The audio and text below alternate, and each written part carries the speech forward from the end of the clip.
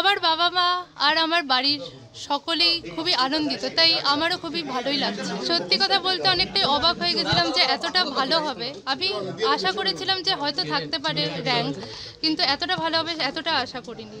কতক্ষণ পড়াশোনা করতে? প্রত্যেক দিন 10 থেকে 12 ঘন্টার মতো।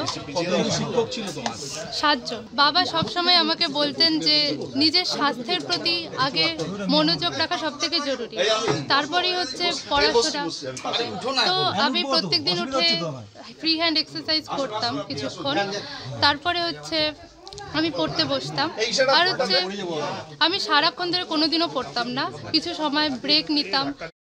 উচ্চ মাধ্যমিক পরীক্ষার ফল প্রকাশিত হয়েছে দুপুর 1টায়, আর ইতিমধ্যেই কিন্তু একেবারে উৎসবের ছবি দেখতেই পাচ্ছেন। প্রথম 10-এ 15টি জেলার 58 জন কৃতী রয়েছেন। এবার প্রথম 10-এ ছাত্রের সংখ্যা 35 আর ছাত্রী রয়েছেন 23 জন। ইতিমধ্যেই সেলিব্রেশন শুরু হয়ে গিয়েছে ঘরে ঘরে। দ্বিতীয় সৌম্যদীপ সাহা, তার ছবি আপনারা দেখতে পাচ্ছেন। সৌম্যদীপ পেয়েছে 495 নম্বর। উচ্চ মাধ্যমিকে প্রথম আলিপুরদুয়ারের অভিক দাস 496 প্রাপ্ত নম্বর। আলিপুরদুয়ারের অভিক দাস এবারের উচ্চ মাধ্যমিকে প্রথম স্থানাধিকারী, 496 নম্বর পেয়েছে অভিক। দ্বিতীয় স্থানাধিকারী সৌম্যদীপ সাহা, প্রাপ্ত নম্বর 495, নরেন্দ্রপুর রামকৃষ্ণ মিশনের ছাত্র সৌম্যদীপ সাহা। তৃতীয় মালদার অভিষেক গুপ্ত, 494 নম্বর পেয়েছে অভিষেক। মেয়েদের মধ্যে যুগ্মভাবে প্রথম হয়েছে স্নেহা ঘোষ এবং প্রতীচি রায় তালুকদার। চন্দননগরের স্নেহা এবং কোচবিহারের প্রতীচি দুজনেই পেয়েছে 493 নম্বর।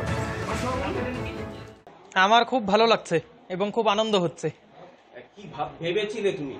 আমি ভেবেছিলাম যে যেহেতু এইচএস পরীক্ষাটা খুব ভালো হয়েছে, সুতরাং প্রথম 10-এর মধ্যে, এমনকি প্রথম 5-এর মধ্যে থাকারও একটা বিরাট সম্ভাবনা রয়েছে। তো একেবারে ফার্স্ট হতে পেরেছি, এটার জন্য খুব আনন্দ হচ্ছে।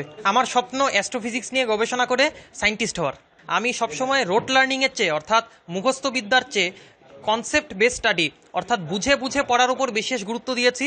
কখনো নম্বরের পিছনে ছুটিনি, বরং আমি টেক্সট বইয়ের প্রত্যেকটা লাইন খুঁটিয়ে খুঁটিয়ে পড়ার উপর জোর দিয়েছি। শুধুমাত্র টেক্সট বই পড়াও নয়, একাধিক টেক্সট বই পড়েছি।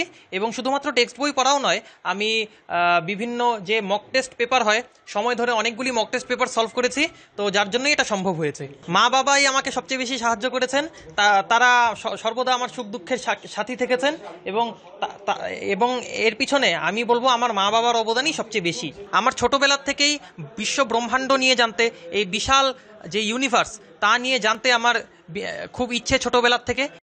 খুবই ভালো লাগছে। আমার তৃতীয় স্থানাধিকারী হয়েছি 494 নাম্বার পেয়ে। তো মাধ্যমিকে যে চতুর্থ হয়েছিলাম এবং উচ্চ মাধ্যমিকে যে আরেক ধাপ এগিয়েছি, এজন্য খুবই আনন্দিত লাগছে এখন। এরপরে আমি ইঞ্জিনিয়ারিং নিয়ে পড়তে চাই, সেই হিসেবেই আমি প্রস্তুতি নিচ্ছি এবং সর্বভারতীয় বিভিন্ন এন্ট্রান্স পরীক্ষাগুলো দিয়ে যাচ্ছি।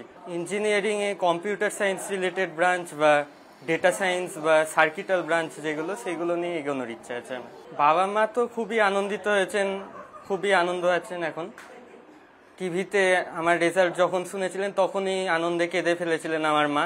পড়াশোনার বাইরে বিভিন্ন গল্পের বই পড়া, বিভিন্ন সাহিত্যিকদের লেখা বা ইউটিউবে বা বিভিন্ন জায়গা থেকে আমার পড়াশোনার বাইরের যেগুলো ইন্টারেস্টিং লাগে যে বিষয়গুলো, বিশেষ করে ম্যাথামেটিক্সের বিভিন্ন বিষয়গুলো, সেগুলোর ভিডিও দেখতাম বা অবসর সময় খেলাও দেখতাম আমি।